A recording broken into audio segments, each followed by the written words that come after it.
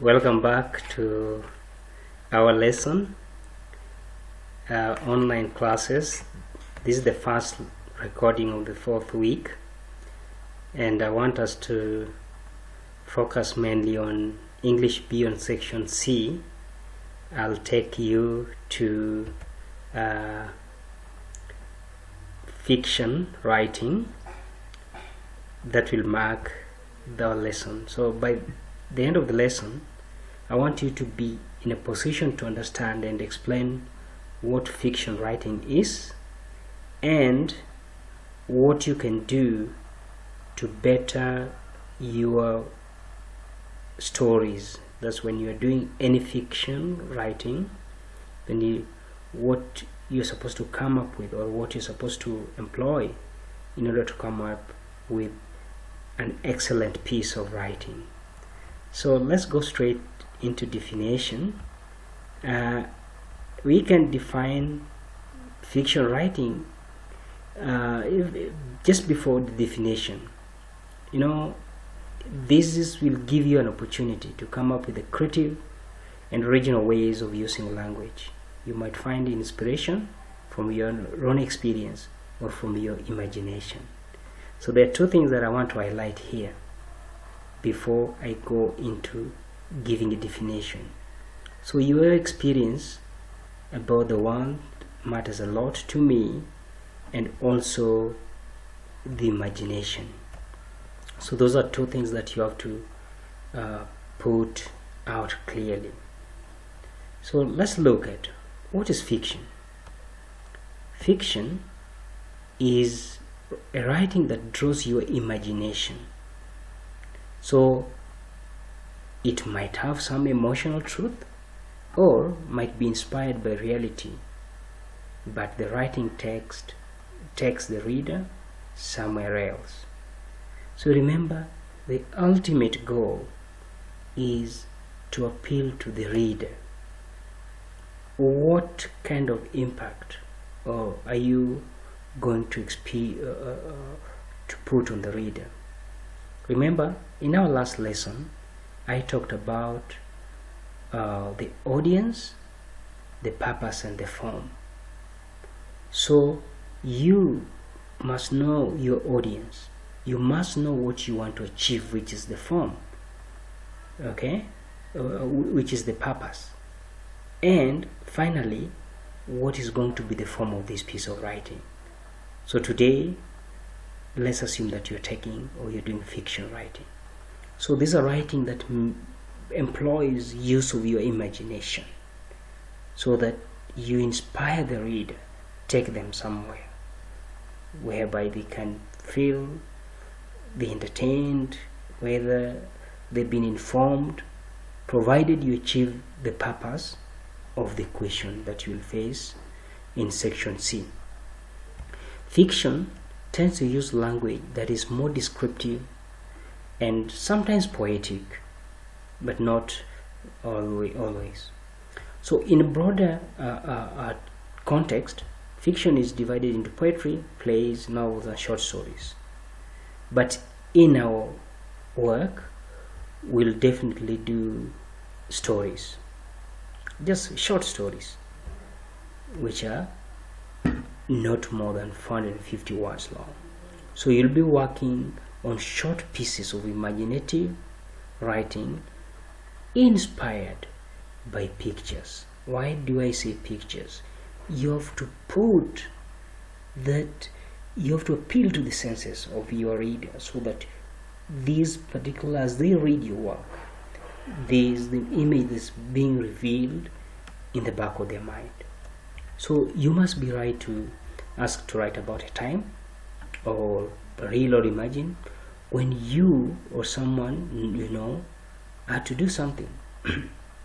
For example, a time when you had to rise to a challenge, or a time when you have to overcome fear, or a time when you did something you weren't proud of, or a time when you are successful.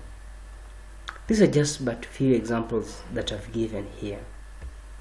But remember, it is either real or imagined.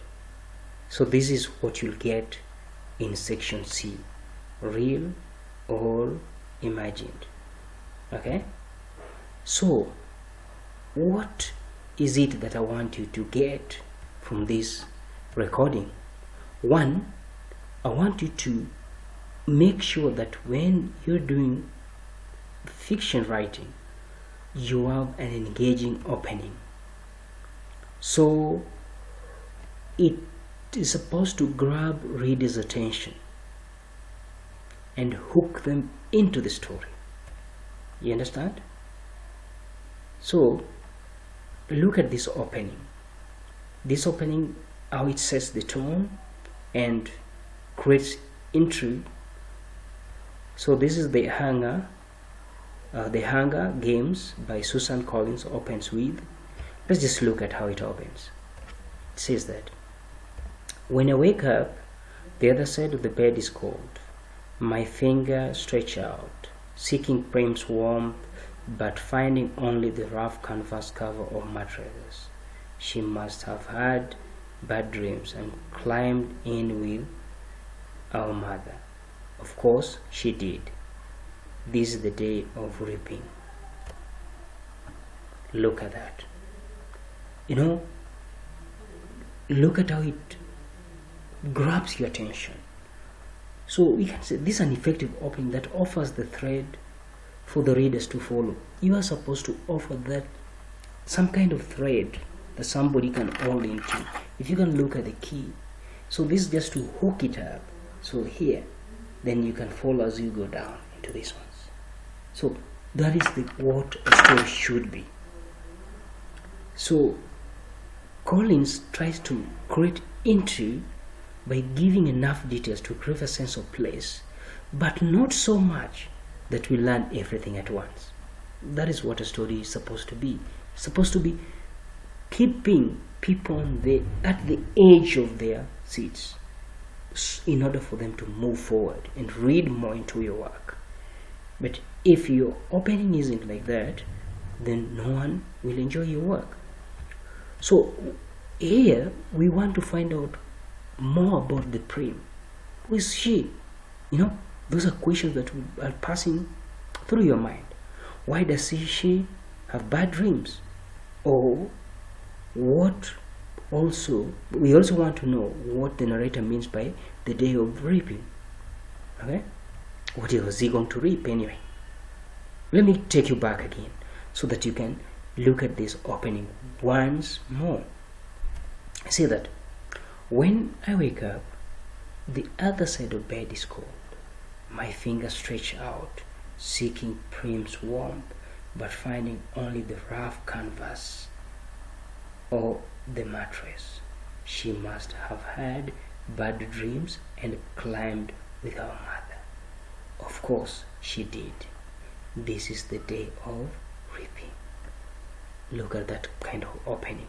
So if you have this kind of opening, definitely it will draw everyone closer. Then the details in this opening, they create the suspense of a place. Then we learn the rough canvas cover. So you see the senses trying to be pulled, and also the fact that the narrator shares a bed with her sister. That this is a poor family. You can make that conclusion. The mother is mentioned, but not the father. So another question is posed. Where is the father? You see, I want you to build an opening which definitely will drive people, create the suspense that your readers would love to dig in more into the detail. Okay, let's look at the story arc in what a story should be looked at. So most fictional stories follow recognizable pattern. One pattern that is familiar with the reader is 5-stage story arc. The structure is also used in films or television. I know you watch all that. So the opening part is called exposition. So exposition, an opening that took the reader, like the one that I've just given. Then rising the action. So you have to build tension. Then take us to the climax or the turning point. So this is the most dramatic part of the story. And after that, you bring us to the following action. You realize the effect of the climax. Then eventually there should be a resolution.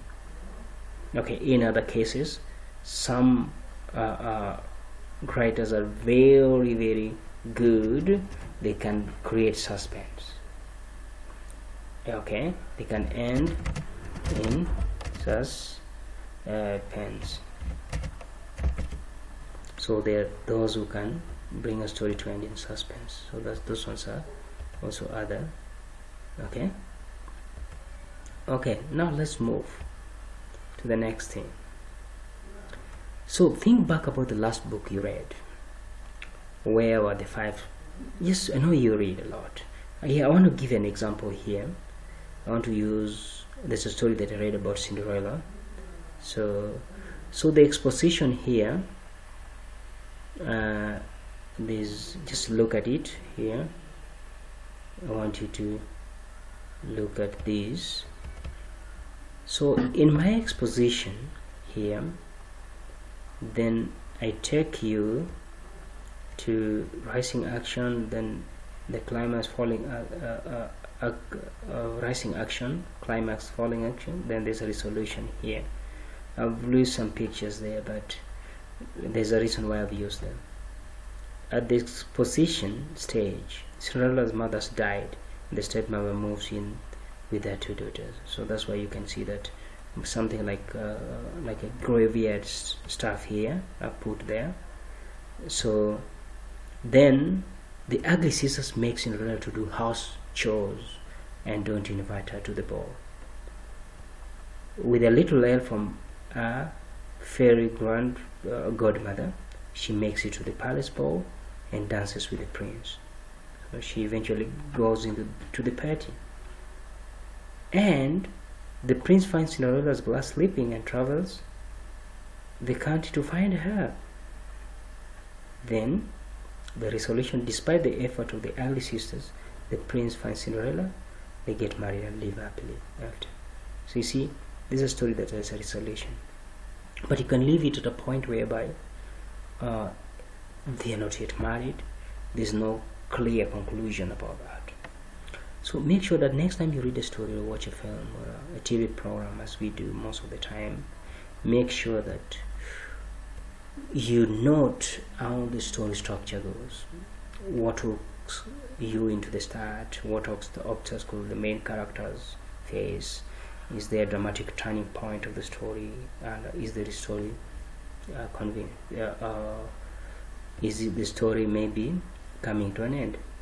Okay, now let's come back again. A good story should also have a convincing conclusion or close. This aims to finish your story in a convincing way, tying up all the loose ends, aim to resolve the story and leave your reader feeling satisfied with the way the story ends. Of course, there's sometimes I talked about those the stories that do end in suspense, which leave the readers yearning for more. You can do it that way. So note that cliffhangers can work as well as chapter ending with a novel, but they can be less satisfying at the end. So this cliffhangers whereby you leave us with lots of questions to asking what happened, what things go. That said, I want to dig now deep into what makes a good fiction writing. One thing is about the paragraphs. So of course we know what paragraphs are. So paragraphs, definitely these are the a group of sentences that link one. Okay, these are a group of sentences. They link to one another with the theme. For example, in the opening of the Hunger Games, the entire paragraph focuses on the narrator waking up and realizing that her sister is missing. The details to the bed, the name of the sister, and the question about her dreams are all connected. And then they should be helping you to move through the story. But ask yourself, you're not going to have one paragraph to form the whole of a story. you're going to have different paragraphs. So the most challenging part is when to start a new paragraph. I've marked so many students' work, but this is always the most challenging part. So I want to give you some of the signposts that should guide you, when you are starting a new paragraph.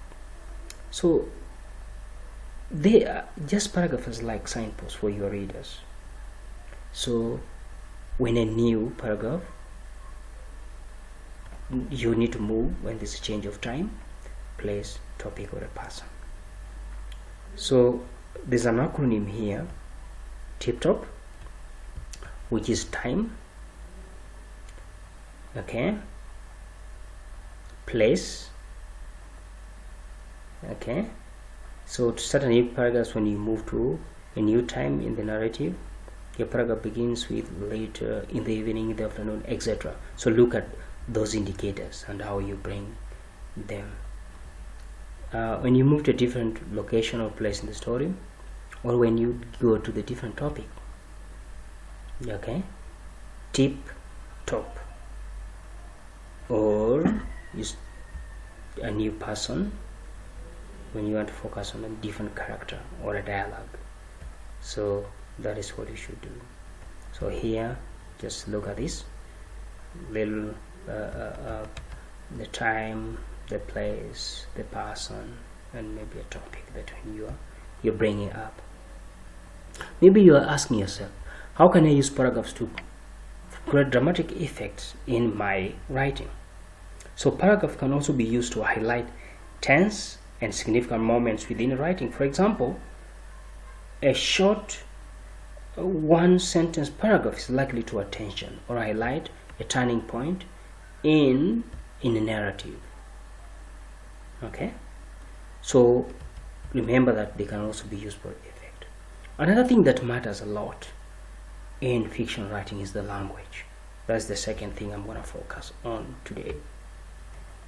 And as I go through these, I want you to take it seriously. So I want you to use a wide range of vocabulary to demonstrate the strong command of language that makes your writing more lively and engaging and very interesting to read. This is what we need. So a very wide range of vocabulary. So be creative by bringing new vocabularies and avoiding cliches. So that is something that you have to do.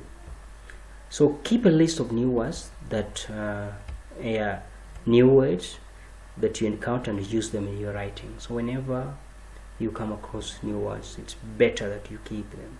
Then endeavor to make sophisticated vocabulary choices where you can. Remember that. So I don't want that you to sit there and think that, okay, writing is coming, I'm going to write. No, I need you to use a wide range of vocabulary. So what can help you even as you move forward is the use of thesaurus or synonym as a dictionary, synonym dictionary. They're very useful in expanding your vocabulary. However, always check the meaning of unfamiliar words and find how best to use them. So it's always do the right thing by knowing when to use a word. Let me just remind you this, that complicated doesn't always mean better. Simple words are sometimes more effective. You don't need to be all that complicated. Let me see a good example like this. The petite feline devoured its daily nourishment, or the small cat ate its food. So what do you think about these two? This is the first one and the second one. Think about them. Which do you think conveys the meaning most effectively? Okay, is it the first one or the second one? Definitely it will be the second one, because it's almost simple sentence. Just have a look at it. A simple sentence, but the meaning is conveyed. Okay, this one will be understood by people with vast knowledge of English vocabulary, but in layman's will understand the second one. So usually simple can sometimes be very effective. Number 2, in language, you also need to use a figurative language. Okay, figurative language. So here they offer the depth, the color of your fiction writing. They create the images. This is what I wanted you to do. When people tend to remember or to relate or to engage more when they can build pictures rather than just hearing what you're saying. So literal language states things as they are, whereas figurative implies. So the implied meaning here, more layers of interpretation. It matters a lot. So you can use a range of literary devices and add depth. If you can remember, in our class we used a crash factor LS. You can use that one. So we have similes, okay, we have metaphor, okay. As you get this, you'll go through them and see what to do. We also have alliteration, okay. I think there's also repetition, although I did not give examples on that. So alliteration is always, I'll give you repetition later, but it's the repetition of the, okay, so you can see those particular sounds. Then you can also use personification, which I've given there. When you get this, you'll get the Word document attached with it, so that you can have time to go through it. Onomatopoeia, okay. So the words that sound like noise, they signify the bell change and clutter through the house. So you can see that. So he always aim to match the language to the mood of the piece. For example, if you're writing about a topic that is sad or sinister, let's look at that example. The clouds gathered conspiringly overhead. The rumbles of thunder like whispers between them would be more convincing than they. So look at this. This would be more convincing than the clouds above me floated by, edged by fluffiest marshmallows. So you can also look at that. So let's move forward. Then I want you always to think about bringing the senses together. There's the hearing, the smell, the feeling. There's also sense of sight as well as taste. So these are some of the things that you bring when you're writing. Okay, I want you to compare these two descriptions. The first one is here. I walked through the forest. The trees were tall. The branches were green. Compare this one with this. I walked through the forest, crunching the leaves underfoot, and the trees oozed the smell of summer, fresh and sweet. The branches covered the moss and was soft and green. So you can look at the second description, creates a much more vivid picture which brings all the senses. Then something that you have to do always when you're doing fiction writing, show, don't just tell. Okay, I want to come to an example here. Look at this example. This is telling. The woman walked into the room looking intimidating and angry. This is telling. What about showing? Look at the description of showing. The woman stormed into the room, a black coat flying behind her. Her skull was fierce as she scanned the room. A piercing eye settled on Sarah. You see, if Sarah was the target, I think she at that point she would be frightened. So you see, this showing. Look at another example here. It was midnight. They walked out of the garden. Just telling. But what about this? The sky was cloudless and the stars filled every inch of it. The moon glowed on the roses, turning them silvery white as she tiptoed out of the dark. Good. You can see this is what I want in a story that you'll be writing. Not just telling, but you need to show me. The next thing, you need to vary your sentences. Use variety, different types and lengths. Okay, so I want you to look at this. There's an example that I'm giving here. Okay, look at the first example. A long sentence.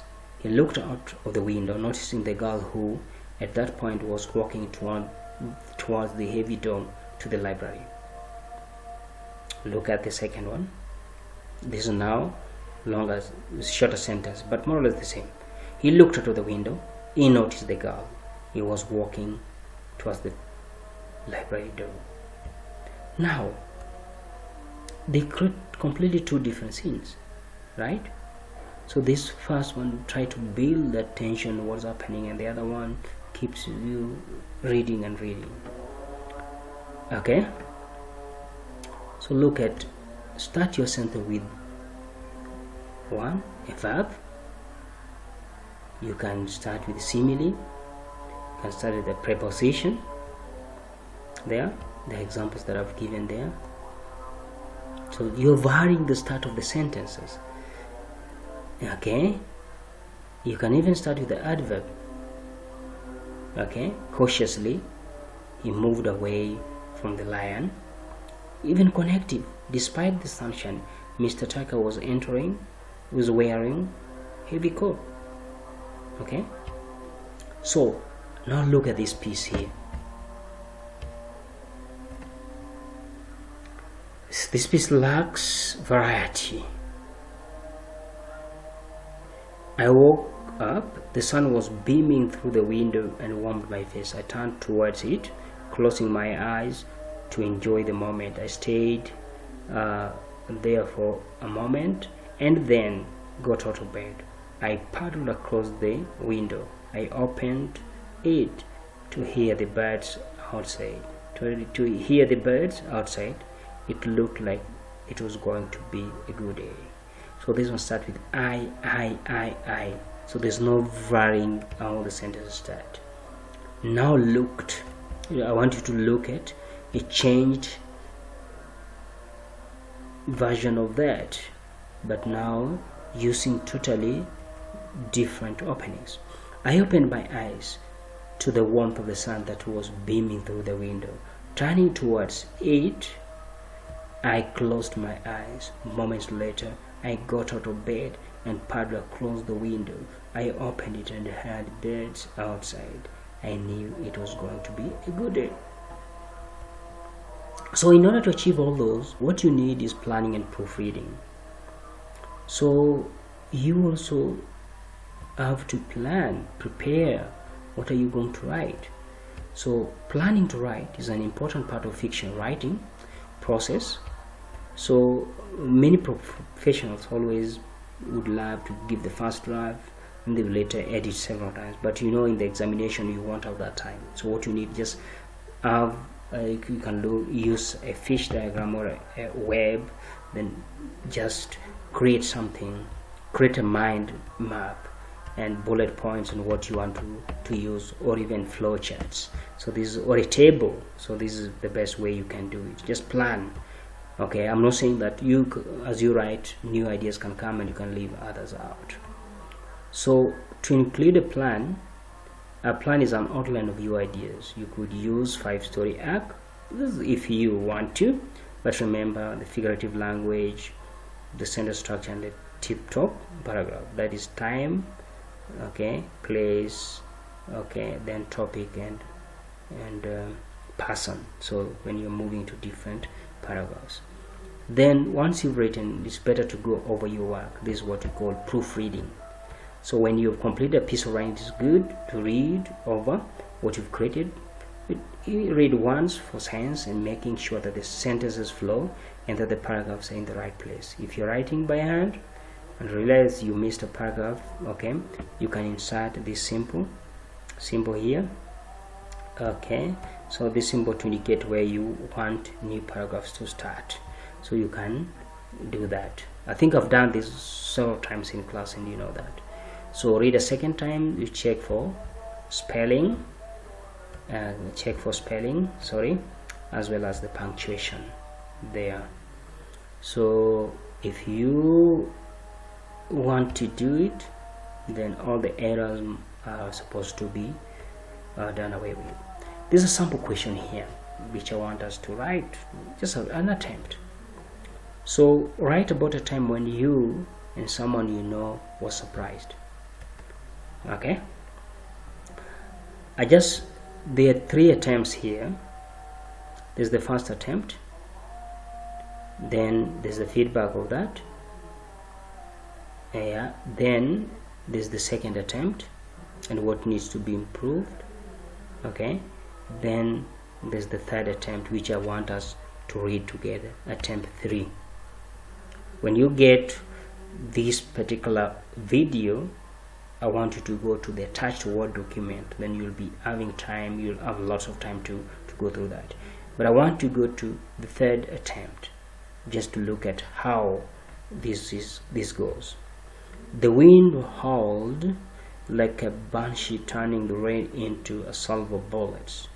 This was a November day of Oxford. It was more like a monsoon season in Delhi.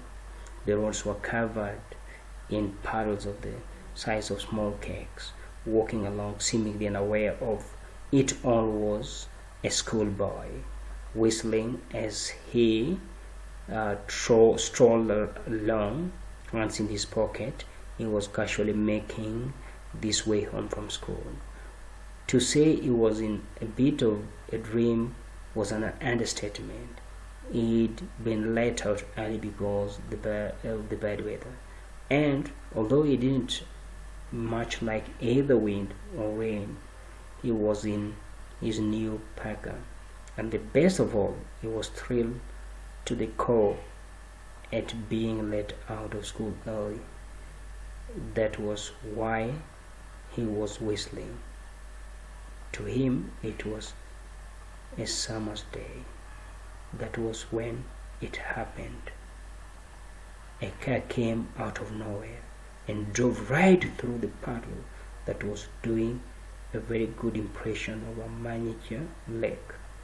The water leapt up from the road with a life of its own and drenched the daydreaming boy.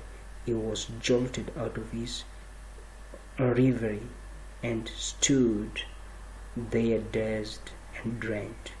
He didn't know what to do, but he knew he'd be in for it when he got home.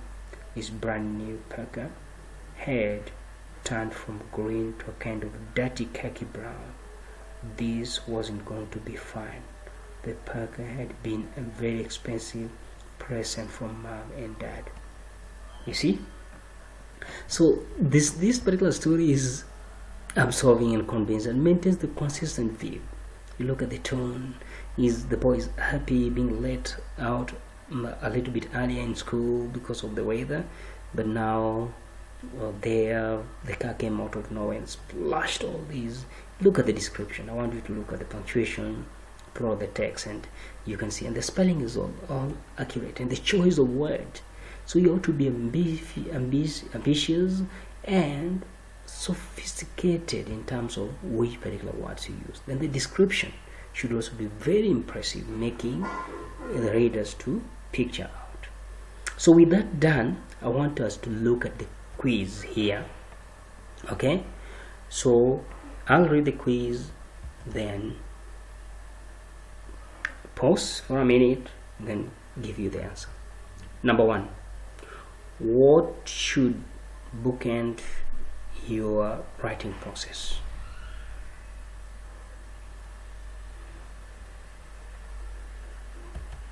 Planning and proofreading. Did you get that? Number 2, what are the 5 stages of a story?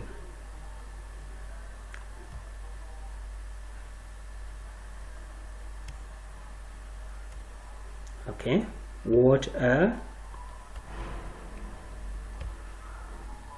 is it an opening, describing describe setting, development, tension, resolution, or is it exposition, writing, tension, climax, and falling action and resolution? So it is the second one. Sorry for that. So let's move to number 3. Number 3. How do you decide when you begin a new paragraph?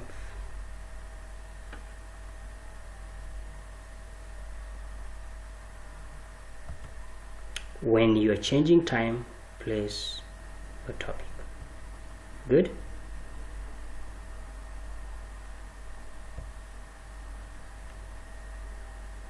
When would you use one sentence paragraph?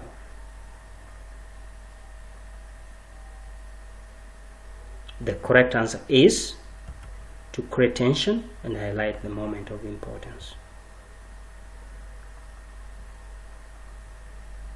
Let's come to number 5, guys. How can you add variety of sentences? How can you add variety of sentences? The best thing to do is vary the length and the ways you open your sentences. So that's what I want you to do.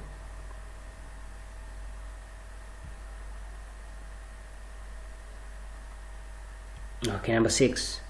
How can you make your fictional or imaginative writing more vivid for your reader? How can you make your fictional or imaginative writing more vivid for your reader? The answer is include the senses. I've told you about all the techniques to use. Let's go to number 7. Number 7. Why is planning an important part of reading process? Why is planning important? An important part in writing process? It helps you to prepare your ideas.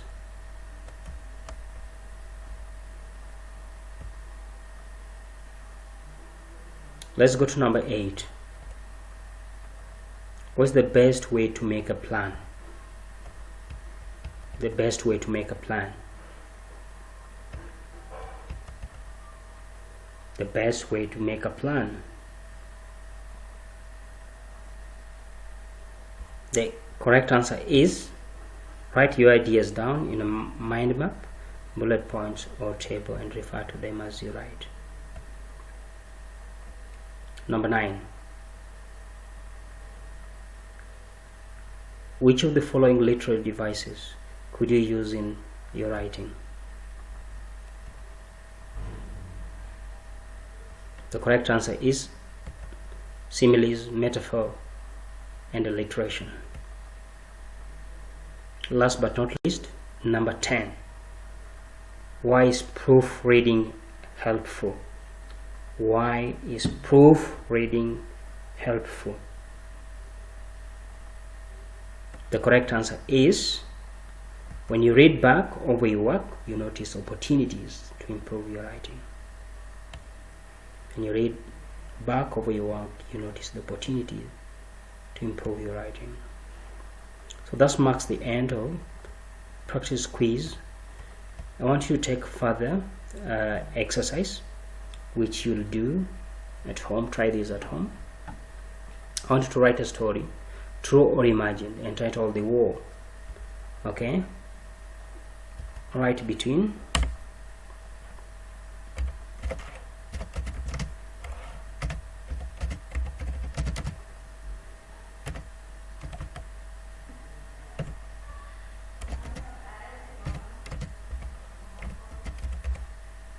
okay, I want you to write between 400 and 450 words. Otherwise, this marks the end of our lesson, and I want you to know that fiction writing gives you the opportunity to imagine. This can be real, or this is something that you can create from your own experience, but make sure that you grasp readers' attention at the beginning. So there it then means have a convincing opening, then build the body of your writing and an effective conclusion. Okay, so that will mark the